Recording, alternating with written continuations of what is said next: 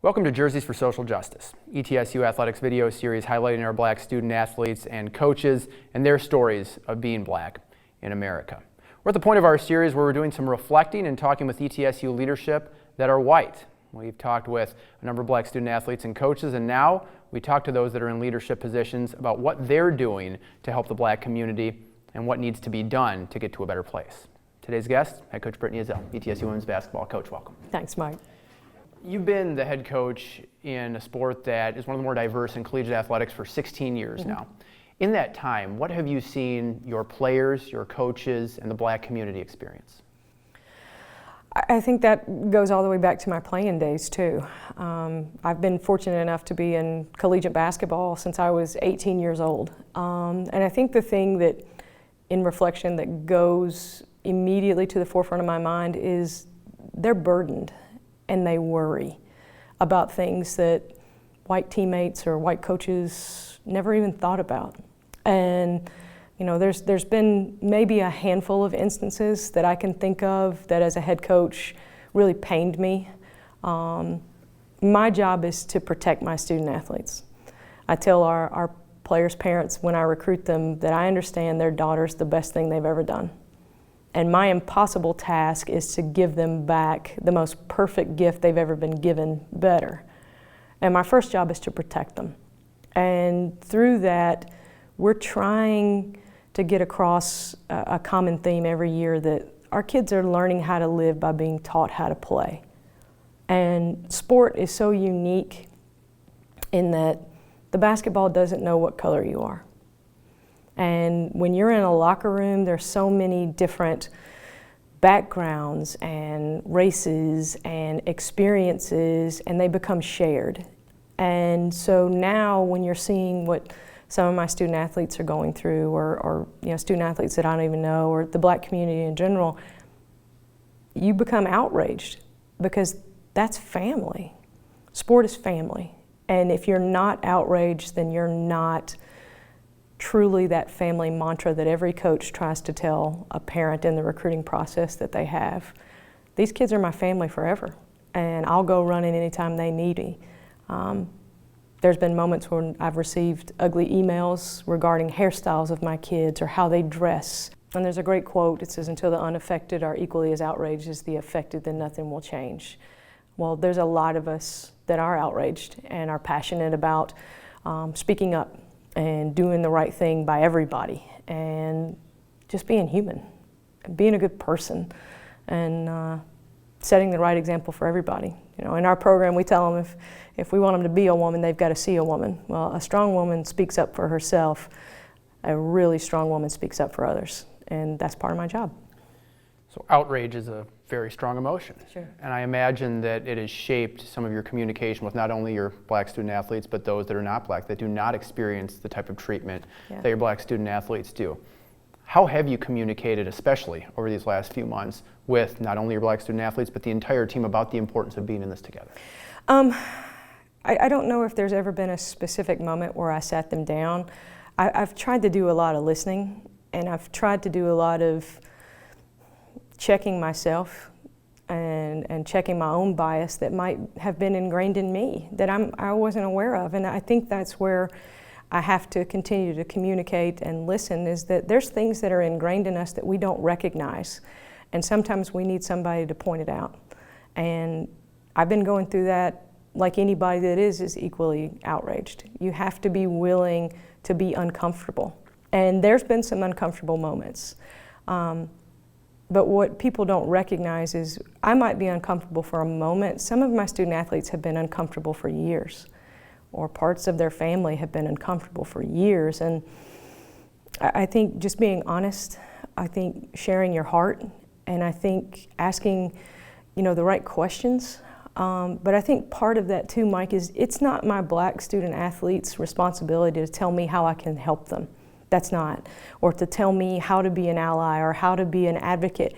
My job is to go out and actively seek those things and then be an advocate and really work not just to speak or to say, but to listen and to understand that we're all not that different. We've just been treated differently because of something that we were born into. You didn't get to choose your skin color when you were born. And it's unfortunate that 400 years after, slavery, we're still dealing with this. And there's no easy fix. There's just uncomfortable situations that we're all going to work through. Silence, it seems like, for the longest time was the expectation on this issue. Not being racist was enough. Yeah.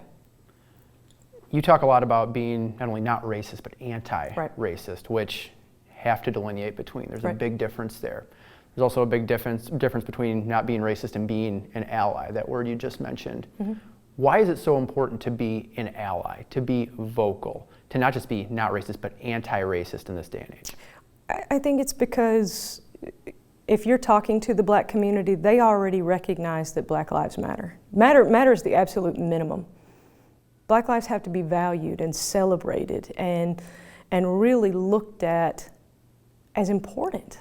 Matter is just the minimum, because it's not the Black community that we're speaking to, it's people who look like me. It's people who look like you. We're the ones that have hardened hearts or have been ingrained with things that we're better or we deserve more. My candle's not going to lose any light by lighting another. It's not. And you've been around me long enough, and people at ETSU have been around me long enough that, and I've said it 1,000 times, my one-loss record is not what I'm going to answer for when I die. It's going to be about the impact that I made on the world. And I'm using sport to do that. And I want my athletes to use sport to do that. I want them to feel empowered to use their voice and to use their platform and to become the kind of people that they were created to be, not just the player that we're trying to make them into. Who they are is far more important than what they do, and I feel the same way about myself. My job doesn't define me. Who I am as a person is something that is more important. And being an ally is the minimum. Being anti-racist, it has to happen.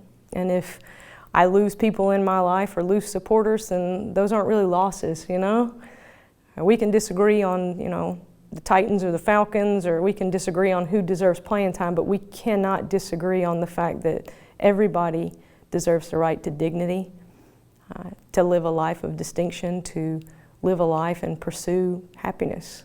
And no one should stand in your way. And sometimes the obstacles in our way have names.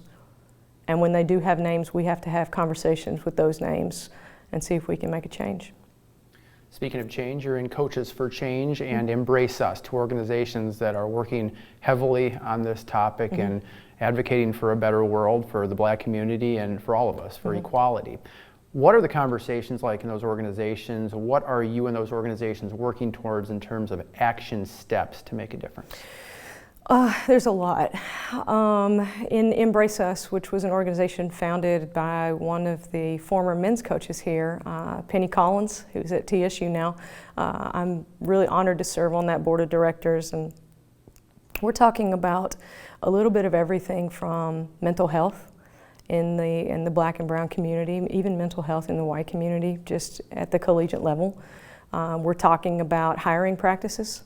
We're trying to get more seats at the table for minorities and for females. There's a lot to unpack. So trying to tackle some of the major things head on. Coaches for Change is about getting our student athletes registered to vote and letting them know that change starts with us. And it's not an organization that tells kids how to vote, it's just the importance of it. Not just voting for the president, but voting for your local representatives, voting for Congress, voting for, even all the way down to your mayor. And that's an initiative that even in a program we've created here at ETSU called the WIN program, standing for What's Important Now. Voting is huge. And I know that our athletic director, Scott Carter, 100% supports it. He came by and spoke to our team about it. Calvin Claggett is going to be leading the charge. You're on the committee. It's important. But I think those organizations all have a common theme is enough's enough. Enough's enough. And like you said, being silent was kind of the expectation. Well, it's almost, you're being complicit. You're being complicit in the things that are going wrong if you don't speak up for what's right. And all it takes for evil to set hold is for good people to stand idly by, and I just can't do it. And I think you probably share that with me. I mean, I may just be one, but I am one, and everything that I have in me says I have to do these things, and I need to do these things because they're right. It's not black versus white, it's not Democrat versus Republican, it's wrong versus right. It's human, and that's what I'm just trying to be, is a good human in these organizations, and they're allowing me to do that. Not a political issue, a human issue, Very right? much so. We've got an election November 3rd. Make sure you go out and vote. What are you doing to take your allyship to the next level? You're clearly, as we've talked about, and as I know you very well, being on this wing committee and working closely with your program, that you spend night and day worrying about these things and trying to make this a better world for your student athletes, whether they're black, white, whatever color they are. Allyship and what's next for that. There's only so far that we've come. There's a world we have to go. Yeah. And what is that world going to look like in your world? Ooh. I think it's not something that's going to go away. I think it's something that has to be chipped away at daily. It's taking a Roman Empire approach. Everybody always says Rome wasn't built in a day. Rome was built daily. And for us to combat the things that we're having to fight in terms of social justice and inequality, it has to be battled daily. It's like fighting for your program's culture. It's not just something you stick on the wall and say, this is our culture. No, it's something that you have to do. It's an action. I'm going to listen a lot. And when I have my opportunities and my platforms, and I'm going to use them. And I'm going to check on my friends, and I'm going to check on my family.